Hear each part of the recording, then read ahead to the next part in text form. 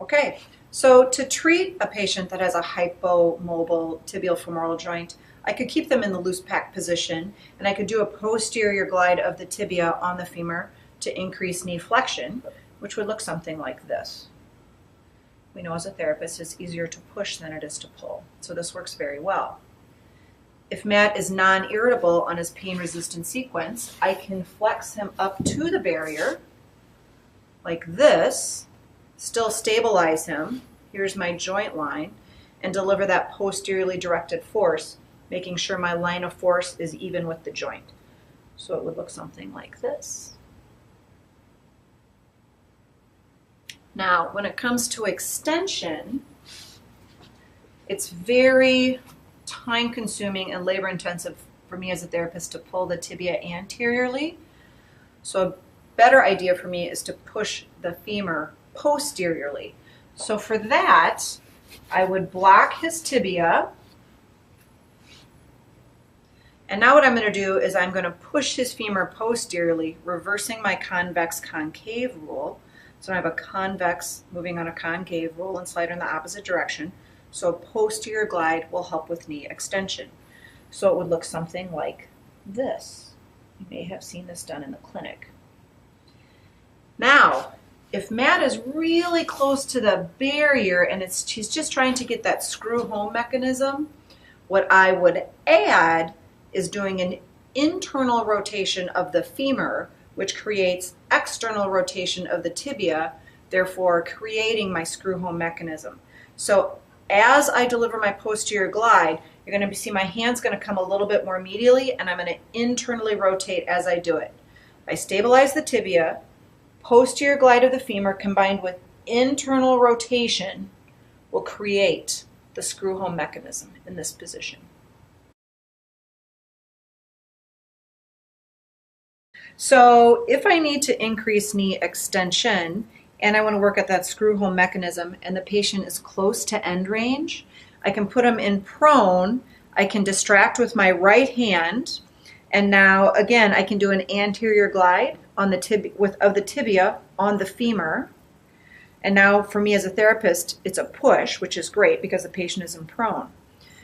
Added to that, if I keep my force more on the medial side of the tibia, it will create external rotation of the tibia on the femur, which will aid the patient in getting their screw home mechanism.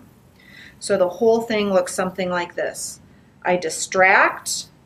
Here's my anterior glide. You can see I'm on the medial portion of the tibia, and as I give my anterior glide, I'm actually externally rotating the tibia as I do it to encourage the screw home mechanism in the knee.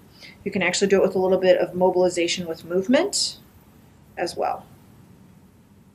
Okay, so this is another strategy to get those last few degrees of knee extension if you feel the tibiofemoral joint is the causative factor.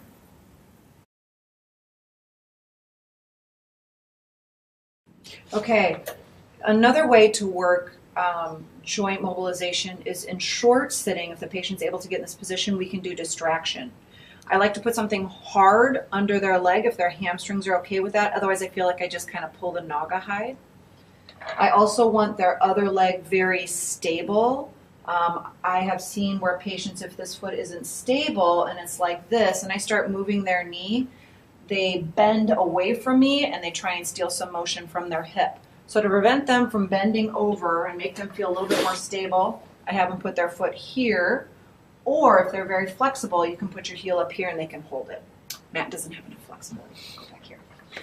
So what I'm going to do is just plain old joint distraction. So I'm going to come all the way down and grab on either side of the malleoli, and I'm just going to pull straight down, and I'm going to open up his tibiofemoral joint. Okay. I could do this in any angle or any position. If I want to combine that with a posterior glide, I can do a couple different things. I can distract with one hand and perform a posterior glide with this hand. So my left hand is distracting while I'm distracting, performing a posterior glide of the tibia on the femur. If I need both hands to do this, I can use my legs and cup and hold on to his tibia. and then just create a little bit more traction that way, and do a posterior glide. We will show you in lab, there's an ankle brace or an ankle that you can put on, and there's a strap, and you can just strap it down and hold it down and do a posterior glide as well. So there's multiple ways to do it in this position, but this is a very nice way to combine distraction with your posterior glide to increase knee flexion at the tibiofemoral joint.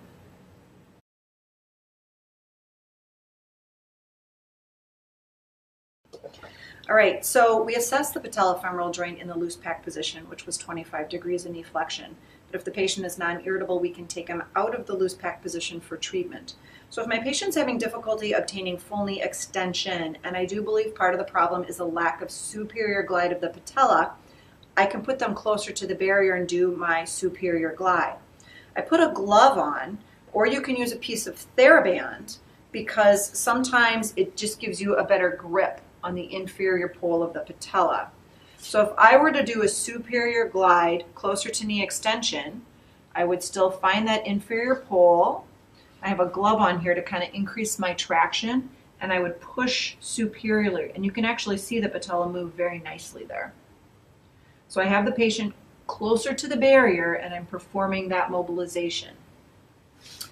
Likewise, if I feel that their lack of knee flexion is due to a lack of inferior glide of the patella, I can again take them towards their barrier. So Matt's going to bend his knee up, and I can, either with my hand or using a piece of TheraBand, find the superior pole of the patella.